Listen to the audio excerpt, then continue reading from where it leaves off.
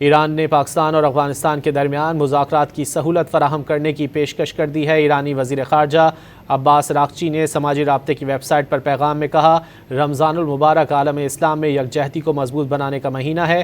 مناسب ہے کہ افغانستان اور پاکستان اپنے موجودہ اختلافات کو منظم انداز میں حل کریں۔ ایران دونوں ممالک کے درمیان مذاکرات کی سہولت فراہم کرنے کے لیے تیار ہے، باہمی افہام و تفہیم اور تعاون کو مضبوط بنانے کے لیے ہر ممکن مدد فراہم کرنے کے لیے تیار ہیں۔ ایران نے پاکستان اور افغانستان کے درمیان مذاکرات کی سہولت فراہم کرنے کی پیشکش کر دی ہے۔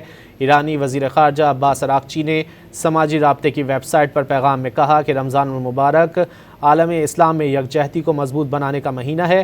مناسب ہے کہ افغانستان اور پاکستان اپنے موجودہ اختلافات کو منظم انداز میں حل کریں۔ ایران دونوں ممالک کے درمیان مذاکرات کی سہولت فراہم کرنے کے لیے تیار ہے، باہمی افہام و تفہیم اور تعاون کو مضبوط بنانے کے لیے ہر ممکن مدد فراہم کرنے کے لیے تیار ہیں۔ ایران نے پاکستان اور افغانستان کے درمیان مذاکرات کی پیشکش کر دی ہے۔